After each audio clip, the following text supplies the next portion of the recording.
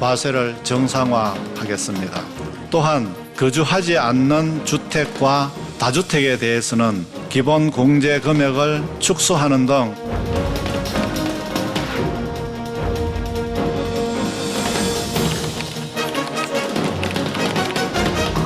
망국적인 부동산 공화국에서 벗어나 국민 주거 안정과 생산적인 경제 발전으로 나아가기 위해서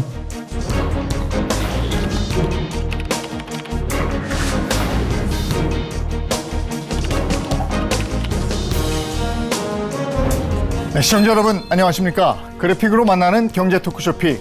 복잡한 경제 이슈를 쉽고 명확하게 전달해 드리겠습니다. 정부가 집값 안정을 위해서 부동산 세제 개편안을 내놨습니다. 초고가 다주택, 비거주에 대한 세 부담을 강화해서 투기 수요를 억제하겠다는 건데요. 이번 부동산 정책이 시장에 어떤 영향을 미칠지, 공급 확대 등 후속 대책은 어떻게 이어질지 관련한 궁금증들 낱낱이 분석해 드리겠습니다. 경제 토크쇼 픽 시작합니다.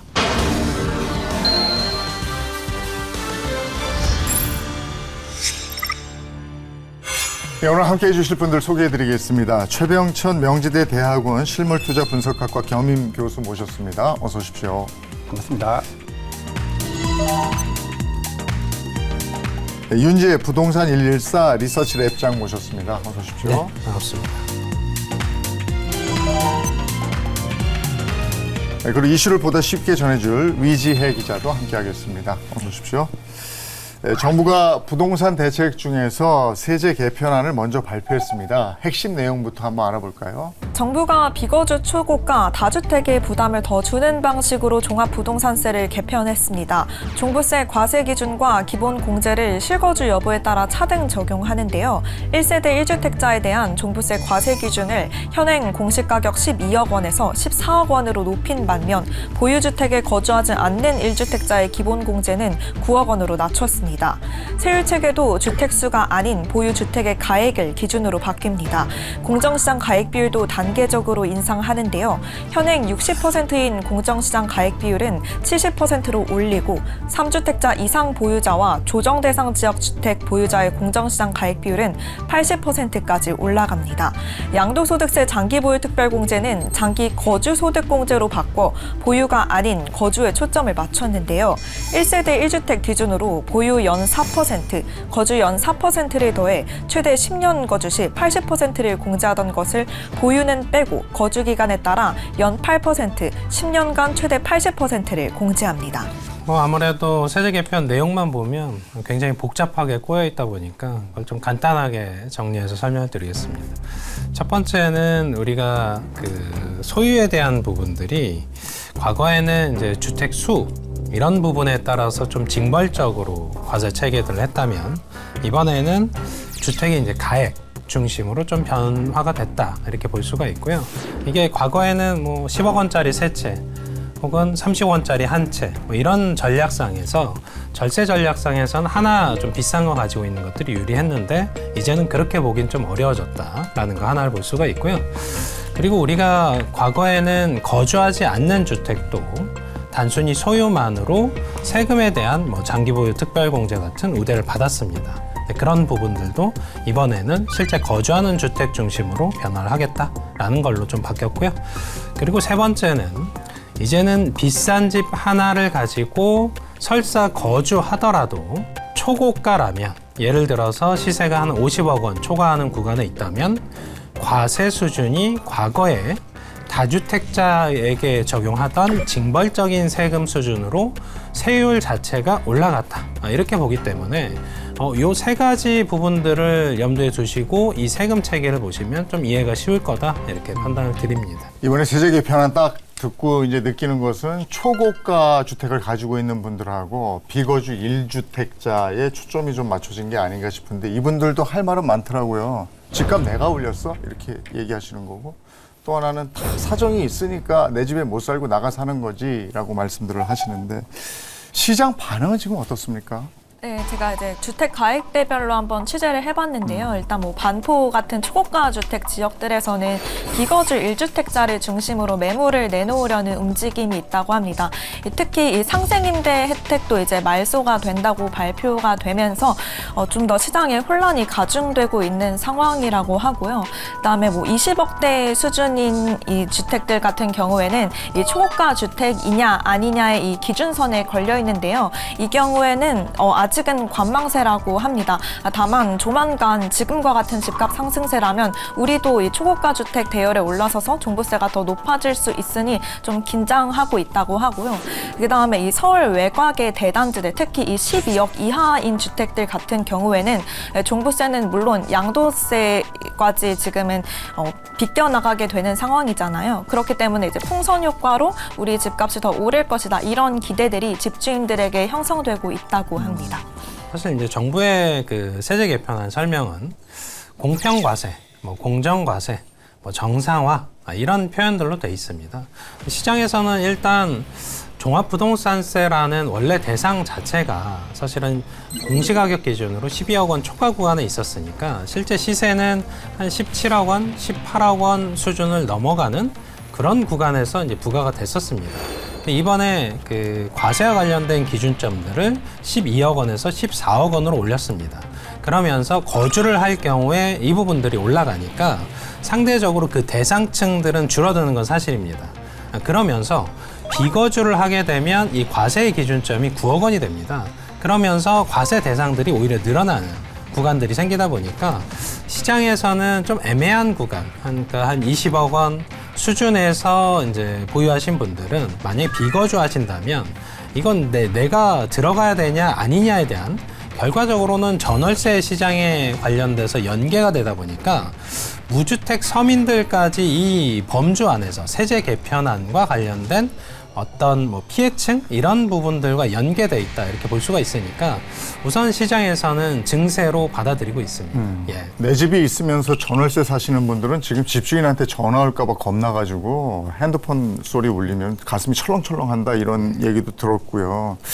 근데 이게 지금 발표를 하면 이게 확정이 되는 건 아닌 거죠? 그렇죠. 이게 지금 원래 연말에 세법 개정이 통과되거든요. 그래서 원래도 7월 말 8월 초에는 정부가 이 사안 말고도 이번에 세법 개정 전반에 대한 발표가 있던 것 중에 부동산이 이제 특히 쟁점이 되고 있는 건데요. 그래서 일단은 국회로 넘긴 상황으로 봐야 되고 국회에서는 여야 합의 또는 아무튼 일정 숫자로 이것이 국회에서 합의가 돼야 되는 거기 때문에 그런데 지금 여당 쪽에서도 이거는 좀 여러 가지 걱정 사항들이 좀 있지 않냐, 우려점들이 있지 않냐. 그래서 여당 쪽에서도 우리도 좀 적극적으로 의견을 내겠다라는 입장이고 특히나 종부세 같은 경우는 내년에 이 세법 개정이 통과가 되면 내년 연말에 종부세 내용이 그 발표가 돼요. 고지서가 날아가게 돼요.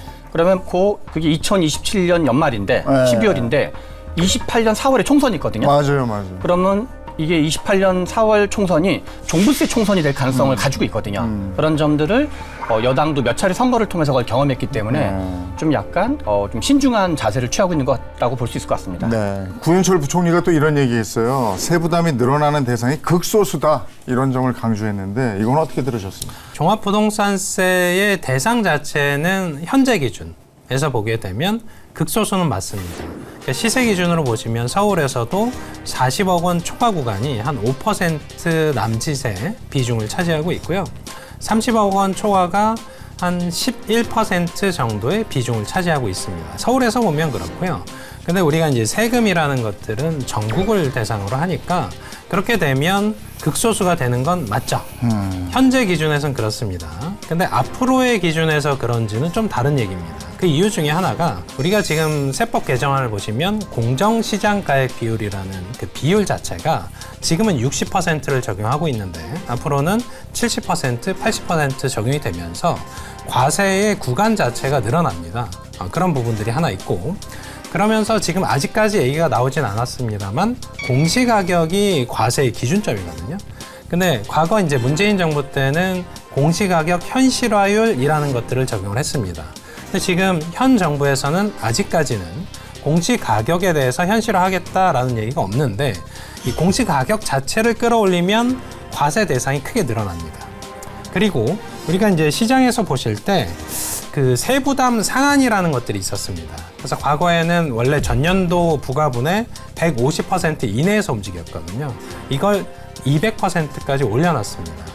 그러니까 우리가 만약에 부과해야 되는 대상이 내년에 뭐 300%다. 그러면 200%까지 올렸다가 그 다음 해에 공정시장가액 비율, 공시가격 이런 것들이 오른다면 또 다시 2배가 오를 수 있는 그런 여지가 있고, 거기에 이제 비거주자를 대상으로 할 때에 또 과세 기준이 14억 원으로 바꾸긴 했는데 이걸 9억 원으로 또 바꿨으니까 거기서 또 대상층이 늘어납니다. 그러다 보니까 현재는 대상층이 적은데 2027년, 2028년, 2029년으로 갈수록 대상층은 굉장히 늘어날 수 있는 여지가 있다, 이렇게 평가를 해드립니다. 예. 지금 대상층이 극소수다라고 얘기를 했는데 점점 늘어날 수 있다라고 맞습니다. 말씀을 해주셨고, 극소수이지만 그 사람들이 임대를 주고 있으면 임차인들에게 이게 전가되는 부분도 있고 해서 이렇게 퍼져나갈 것 같은 느낌도 들거든요. 네, 바로 그 지점인데요. 일단 두 가지를 좀 볼 필요가 있는데요.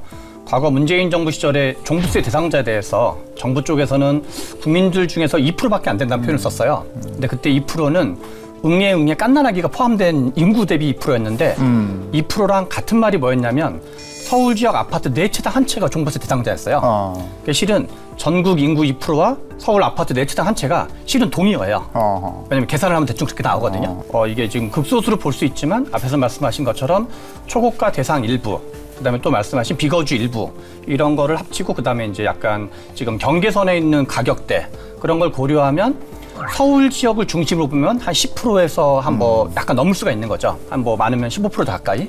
그렇기 때문에 지금 이 전국을 대상으로 하는 게 아니었잖아요, 사실상. 그런 점에서 하나 좀 생각해 볼 지점이 있고, 두 번째는 비거주에 대해서 이러저런 세제 혜택을 세부담을 과하게 하는 방식으로 바뀌게 되면 실거주로 이제 그 어떤 임차인들을 내보내게 되고 들어가는 경우가 있는데, 그러면 이 이제 피해를 보는 분들이 이게 이제 불안감이 커지게 되거든요. 네. 그런 얘기를 뭐 제 주변에서도 들려오는 분들이 네. 꽤 있을 정도니까, 그런 점에서 요거를 좀 이제 정부 쪽에서 아주 극소수라고 보는 거는 너무 좀 단면을 좀 보는 거 아닌가. 그 이 대통령이 이런 얘기 했잖아요.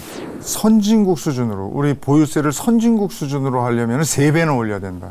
이런 얘기를 저도 듣고 진짠가? 이랬단 말이죠. 선진국 수준이 어떤데요, 지금? 우선 미국은 지방정부별로 세율과 과세표준 산정 방식이 다릅니다. 대표적으로 뉴욕은 재산세 구조가 복잡한 도시인데요. 주택 유형과 평가 방식에 따라 차이는 있지만 실효 부담은 통상 1% 안팎으로 거론됩니다. 다만 감면 제도도 다양해 세부담을 낮춰주는 장치가 함께 작동하는 구조입니다.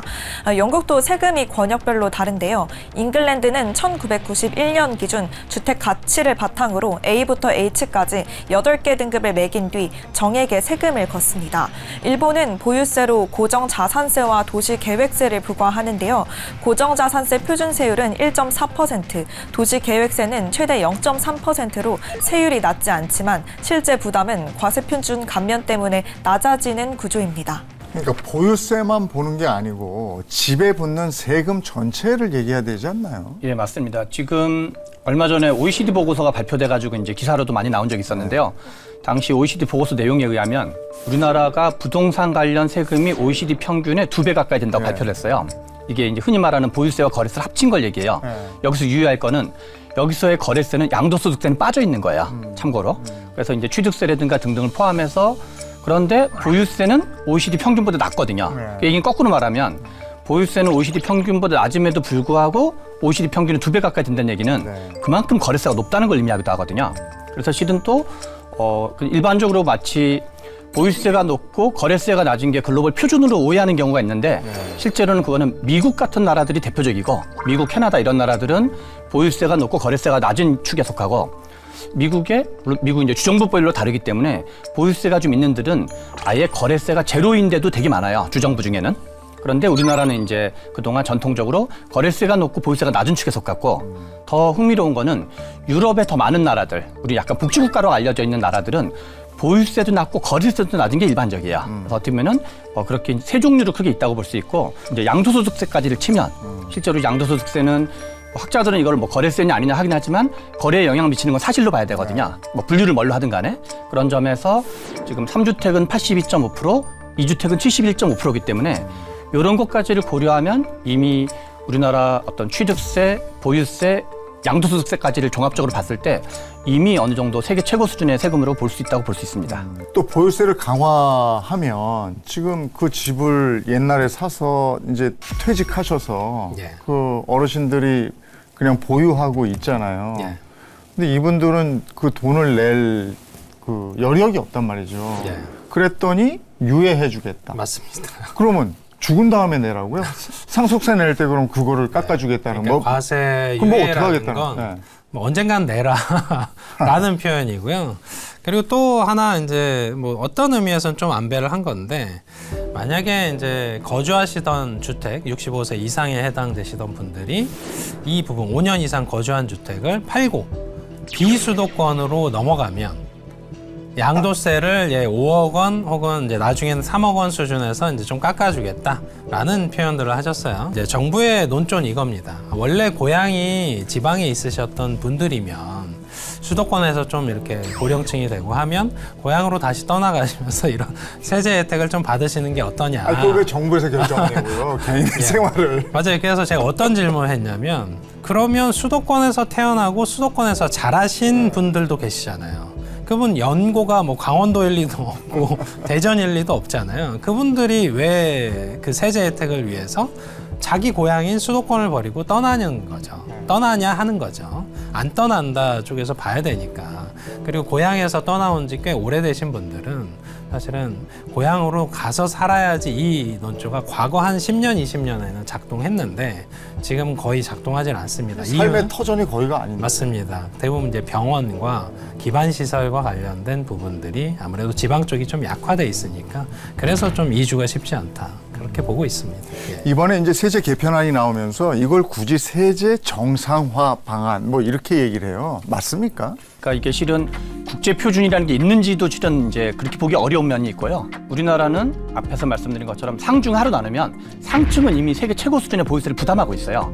이 정도로 보면은 오히려 상층은 낮추고 중하층을 올리는 게 오히려 미국 표준이랑도 비슷해지는 면에서 좀 약간 이제 어폐가 있고 또 하나는 이게 이제 지난번 국민 대토론회 때도 그렇고 뭐 국무회의 때 여러 번 했는데 세금을 관련돼서 집을 어떤 매도를 압박하기 위한 용도는 아니다. 집값을 잡기 위한 용도는 아니라고 대통령께서 여러 번 얘기를 했거든요.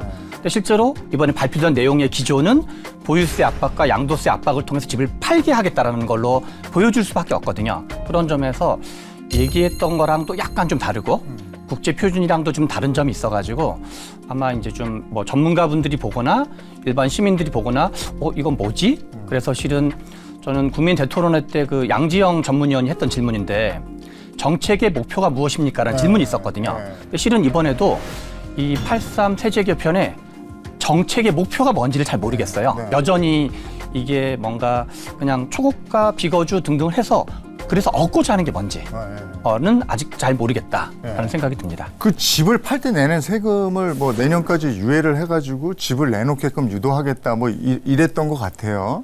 근데 이게 지금 저 양도세 중과 앞두고 예전에 그 얼마 안 됐죠.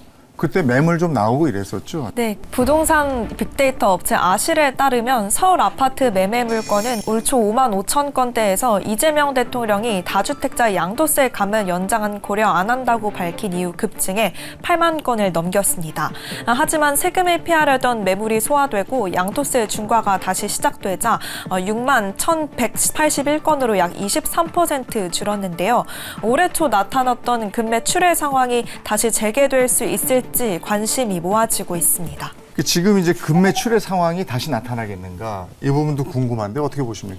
지난번에 5월 9일이 양도세 중과의 분기점이었던 거거든요. 그래서 5월 9일 이전과 이후에 뭐 적게는 2배, 많으면 3배 가까이 세금 차이가 났었기 때문에 그러면 우리가 보통 집을 팔 때는 뭐 일주일, 2주일 단위로 생각하기보다는 한 달, 2달, 3달 여러 달에 걸쳐서 집을 팔려고 생각을 하잖아요. 그러면 만약에 뭐 매달 1,000건씩 거래가 됐다고 치면 그 5월 9일 이후에 예정되어 있던 여러 달에 걸쳤던 게 그 시기에 쏠려서 팔렸던 측면이 강하다고 봐야 되는 거죠.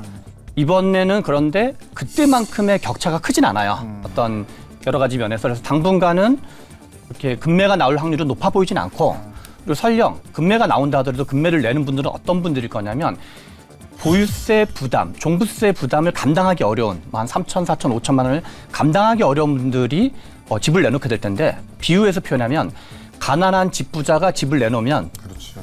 부유한 집 부자가 그걸 사게 될 거예요. 예. 그런 점에서 가격 안정 효과도 매우 제한적인 확률이 높고 그리고 어떤 자산 양극화라는 점에서도 오히려 더 센 부자들이 들어온다 그럴까요?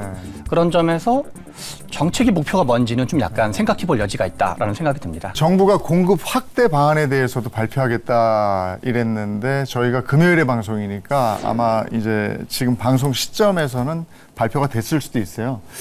저희는 그동안에 나왔던 얘기를 토대로 해서 한번 들어볼까요? 공급 어떻게 하겠다는 건지. 그 정부가 사실은 지금 1년 조금 지났거든요.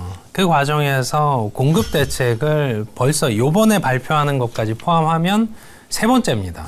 작년에 97 공급 대책을 보시면 135만 호에 대한 수도권 내에서의 착공 계획이 있습니다.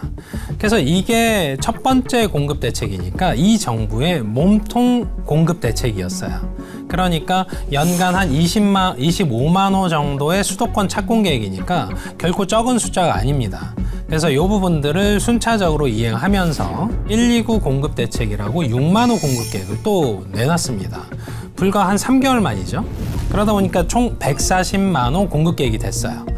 그리고 이번에 또 공급 대책을 내놓잖아요. 140만 호 플러스 알파 계획을 계속 발표하는 거예요. 그러니까 여기서 우리가 산업단지에 대한 것들 또 내놓는다. 뭐 그린벨트 해제까지 한다. 유유부지 새로 발굴하겠다. 뭐 이런 가용자원 총동원 계획들이 계속 나오는데 사실은 그 의미만 놓고 보면 물량이 많지는 않습니다. 왜냐하면 부가 계획이니까. 그래서 저는 그런 생각이 들어요. 공급 대책이라고 거창하게 말할 게 아니고 계속 그냥 발굴한다라는 차원에서 봐야 되는 거지. 공급 대책 내놓을게요 하면 소비자는 이렇게 인식합니다. 공급에 정말 문제가 크구나. 이렇게 인식이 됩니다. 그러니까 공급 대책이라고 거창하게 내놓을 필요는 없다. 이명박 정부 때는 어디 부지 같은 데가 확실하게 있었고 몇 년 후에 저기 들어가 살 수 있다는 확신을 줬기 때문에 그때 집값이 좀 안정될 수 있다는 생각이 들거든요. 그러면서 이명박 정부 때는 반값에 준다고 강조를 했었습니다. 근데 기다릴 수 있었거든요. 맞아요. 현재 정부는 가격적으로 충분히 싸다는 걸 조금 설득을 잘 못하는 것 그렇죠? 같습니다. 좀 다른 면이 있어요. 실제로는 우리나라 역사에서 부동산 가격이 대폭으로 잡혔던 거는 공급으로 잡은 건 노태우 정부밖에 없다고 봐야 되고 노태우 정부는 불과 4년 만에 240만 채를 완공해서 입주가 들어갔어요. 분당 일산 때 그때 일기 신도시가 그때인 거죠. 그런데 이명박 대통령 시절에는 실제로 보금자리 주택을 10년에 거쳐서 150만 채를 공급한다 발표는 했지만 이미 가격이 하락 중이었어요. 왜냐하면 이 2월에 취임을 하고 9월 말에 그걸 발표했었거든요. 9월 15일 날 리먼 브러더스가 파산을 하면서 약간 세계 대공황이 발생을 했었거든요. 그래서 실은 2008년에 가격이 잡혔던 것도 약간 어떤 세계 경제의 대불황, 대공황으로 여파로 잡힌 측면이 있고 공급은 지금 의사결정을 해도 보통 10년, 15년, 20년 이후에 공급되는 게 더 일반적이거든요. 특히 아파트 같은 경우. 그래서 꾸준히 그런 건 해야 되는 거고 꾸준히 해야 되는 거고 국민적인 불안감을 잠재우는 게 지금 중심 목표라 그러면 뭔가 국민들에게 불신을 줬던 포인트 제가 보기엔 그중에는 특히 전월세 문제가 심각한 것 같아요. 그래서 제도를 좀 바꾸면 근데 다주택자에 대한 시선을 좀 바꾼다든가 주택임대 사업자에 대한 정책적 관점을 바꾼다든가 그러면 어느 정도는 할 수 있고 그리고 지금 30대의 수요가 매매 수요가 올라가는 거는 약간 정부 불신에 기반한 패닉바잉 성격이 있거든요. 대출을 오히려 규제를 안 하겠다라고 하면 이렇게 좀 쪼들려서 막 추격하듯이 하는 게 적어질 거기 때문에 그런 점들을 좀 고려해 볼 필요가 있지 않나. 그래서 공급에 대한 약간 발상의 전환이 필요하다 그럴까요? 그런 생각이 좀 듭니다. 저는 공급 얘기하면은 뭐 이번 정권만 그런 게 아니고 전 정권에서도 자꾸 그린벨트를 건드리려고 그러니까 아니 이런 녹지를 자꾸 건드려서 되나 싶고 서울 한복판에 있는 용산공원을 자꾸 들먹거려서요. 네. 그 어린이공원 가보셨어요? 되게 좋아요 거기. 좋죠. 근데 그걸 뭐 어떻게 하겠다는 건지는 뭐 사실 이거는 이제 해묵은 과제인데 사실 문재인 정부 때 우리가 대표적으로 공급을 하겠다 가용자원으로 활용했던 부지가 세 군데 있습니다. 첫 번째가 용산 국제업무지구 부지, 그리고 노원에 있는 태릉 골프장 부지, 그리고 과천 청사 부지였습니다. 근데 이렇게 설명을 드리면 뭔가 최근에 들었던 내용이랑 비슷해 보이지 않나요? 네. 그 중에 하나 바뀐 게 있죠. 과천 청사부지는 과천 경마장 부지로 바뀌었습니다. 그래서 이렇게 대체가 됐는데 그 경마장 부지를 놓고도 지금 말이 많죠. 왜냐하면 잘 쓰고 있고 과천의 세수의 한 자리를 차지하고 있는데 그걸 이제 과천시와 협의하는 과정들이 좀 아무래도 한계가 있다 보니까 지금 거기서 뭐 근조화니 뭐 이런 것들이 계속 생기듯이 용산 공원과 관련된 이슈는 사실은 서울시장이 공식적인 자리에서 난 반대한다라고 이미 밝혔죠. 전 대통령의 그런 의지치까지 지금 가져와서 이제 인터뷰하고 이런 부분들이 있다 보니까 서울시에서는 이걸 동의해 줄 생각이 전혀 없는 것 같습니다. 그리고 이제 그린벨트 얘기도 나왔습니다만 이미 사실은 서리풀 지구라고 해서 10,000호 이상의 그 물량을 낼 수 있는 걸 한 2년여 전에 이미 서울시에서 동의해서 그린벨트를 해제해서 지금 토지 보상 중에 있습니다. 근데 또 한 2년여가 지나니까 그린벨트 또 해제 요구들이 있는 건데 그래서 지금 현 시점에서의 그나마 나은 대안은 이 공장 부지, 산업단지 부지들을 좀 활용을 해서 거기서 이제 용적률을 상향하고 주거로 좀 전용하고 하는 부분들을 확대하는 게 그나마 서울 내에서 한 2만 호, 3만 호 정도 확보하는 데는 유효한 방안이다. 이 부분은 서울시도 동의하고 있거든요. 또 하나 방안으로 생각해 볼 수 있는 거는 서울이 인구가 계속 오르다가 92년을 분기점으로 좀 줄어들고 있었거든요. 근데 실은 그 대체 부지로 경기도가 좀 인구가 많이 늘어나는 게 있었어요. 그래서 우리가 이제 KTX 뚫리기 이전과 이후가 다른 것처럼 대표적으로 GTX가 있거든요. 그래서 GTX를 약간 조기 착공 및 조기 완공을 한다 그러면 출퇴근 동선이 좀 달라지는 면이 있기 때문에 그 부분도 약간 공급에 가름하는 효과가 있지 않을까 싶습니다. 아파트 오래 걸리니까 비아파트 공급 확대에 대한 얘기도 나왔잖아요. 예. 이건 어떻습니까? 해법 개정안을 통해서 유도하는 것들이 매물 유도란 이야기는 결국은 시간 벌기입니다. 공급이 확대되기까지 시간이 필요하잖아요. 근데 그 과정에서 비아파트도 필요한 거예요. 그러면 이제 이런 질문들을 많이 합니다. 그 인기도 없고 사람들 선호도 안 하는데 왜 그걸 가지고 공급 대책이라고 하냐라고 하면 주택은 원래 공실이 없습니다. 그럼 이미 누군가가 다 거주하고 있어서 새로운 공급 없이 새로운 어떤 주거 공간들을 만들어낸다는 건 쉽지 않거든요. 그런 관점에서 보면 비아파트 공급을 지금 서울 수도권 이렇게 해서 6만 호 이렇게 공급을 한다라는 계획들이 있는데 문제는 비아파트 공급이 갑자기 왜 나왔냐? 시장이 완전히 죽어 있어요. 이 시장이. 과거에는 뭐 그래도 이 그러니까 서울 기준에서 보면 한 3만 호 이렇게 착공했던 부분들이 지금은 연간 뭐 한 5천 호, 뭐 3천 호 이 수준까지 확 줄어 있습니다. 그러니까 공급의 중요한 한 축이 이제 죽어 있다 보니까 이 축을 살려야 된다. 이 관점에서 사실은 비아파트 공급 활성화 계획이라는 것들이 나오고 있고 실제 이게 서민 주거비에서는 아무래도 좀 낮은 형태의 주거비 부담이 되니까 그쪽에서도 활발하게 공급은 해야 된다. 그래서 단기 공급은 매물 유도고요. 중기 공급은 비아파트 공급이고요. 장기 공급 계획은 이제 택지 개발 이런 것들입니다. 빌라 사기 사건도 있고 여러 가지 사건이 합쳐져 있긴 했지만 왜 이렇게 빌라는 지금 공급이 급감했냐에 대한 여러 가지 이제 해석이 있을 수 있는데요. 그 중에 하나가 가장 중시 볼 수 있는 것 중에 하나가 과도한 다주택자 규제를 볼 수가 있어요. 다주택자 규제가 2주택은 취득세가 지금 8%가 됐고 3주택은 취득세가 12%거든요. 그 제도가 이제 그 2020년 710 대책으로 발표되었던 제도인데 그 제도의 취지는 뭐냐면 가급적 수요를 하지 마라라는 수요 억제 차원이었어요. 그런데 수요가 있어야지 공급이 이루어지거든요. 그래서 과도하게 수요를 억제하면 그게 한 박자 있다가 공급 억제 정책으로 작동을 하게 돼요. 그래서 공급의 대부분 민간에서 이루어지는 거거든요. 정부가 그걸 공급을 하는 게 아니기 때문에. 그래서 단기에 할 수 있는 것 중에 하나는 제도의 인센티브를 바꾸는 제도. 그러니까 실은 빌라가 공급이 급감하게 된 원인은 제도가 바뀌면서 급감하게 된 게 있는 거거든요. 여러 가지 정책적 인센티브 제도의 변화가. 그런 점에서는 정부가 역시도 정책에 대한 전환적 입장을 보일 경우에는 그걸 좀 더 이제 촉진하는 효과를 낼 수 있는 거죠. 그때 부동산 토론 저도 관심 있게 보니까 금융 규제를 좀 풀어달라는 예. 젊은 층의 목소리가 상당했어요. 예. 이건 어떻게 보십니까? 사실 이건 지금 계속 논의가 되는 건 우리가 청년, 신혼부부 혹은 생애 최초 이렇게 논의를 하는데 대부분은 이제 젊은 세대 쪽에 좀 포커싱이 맞춰져 있는 것 같습니다. 근데 이분들이 좀 불만인 것들은 이런 거예요. 기존의 40, 50 세대들은 그때 이제 대출 규제가 상당히 완화적일 때 이미 내 집 마련을 해서 사실은 자산을 축적하고 이런 과정들을 거쳤는데 이제 젊은 세대가 이제 내 집 마련을 하려고 보니 그 금융 규제가 너무 심하다는 거죠. 우리가 이제 현 정부의 어떤 정책들을 보면 좀 의구심을 자아내는 것들이 이런 겁니다. 규제를 덜하고 그걸 규제 완화로 읽습니다. 그러니까 6억 원, 뭐 4억 원 이런 한도 규제 혹은 총량 규제에서 동일하게 적용하면서 LTV, DSR만 일부 완화해 주는 겁니다. 그러니까 이건 특별한 우대상이라고 보긴 어렵고 규제를 덜하는 거죠. 특별하게 우대하는 조치들을 이분들에게 세금, 대출, 그리고 제도적 차원에서 보완하는 정책들이 필요한데 아직은 많이 부족합니다.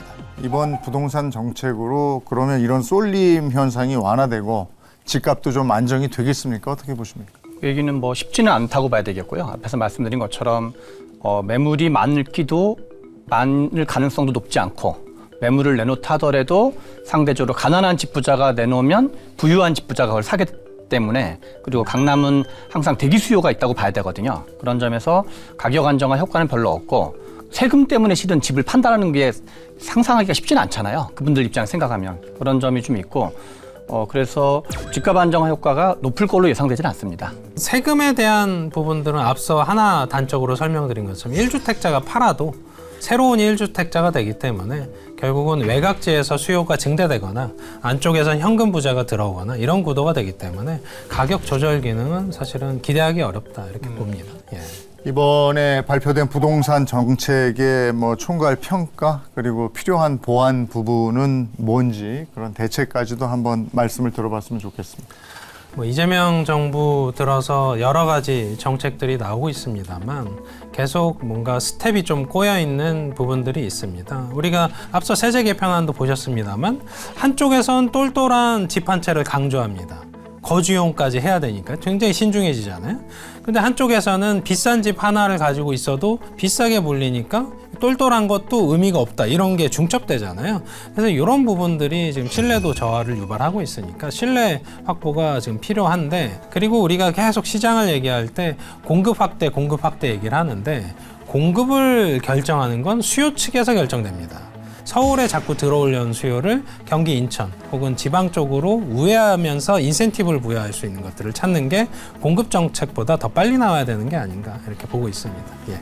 모든 걸 다 잡을 수는 없거든요. 매매도 잡고 전월세도 잡고 수도권도 잡고 한강벨트도 잡고 서울 주변도 잡고 이런 걸 다 잡기는 어렵기 때문에 그중에서 넓게 말하면 서민 주거 안정 이런 가치에 맞춰서 정책 목표를 분명히 잡고 정책 목표에 약간 좀 더 선후 경중에 비중을 두고 다른 거는 좀 부차적으로 두는 식으로 하지 않으면 이렇게 본의 아니게 임기 내내 두더지 게임하다가 끝날 수가 있다. 여기 뿅 때리면 저기가 튀어오르는 식으로 그 부분이 가장 중요한 포인트가 아닌가 싶습니다. 우리나라에서 정권이 바뀌면 제일 자주 바뀌고 막 이러는 게 두 가지가 있더라고요.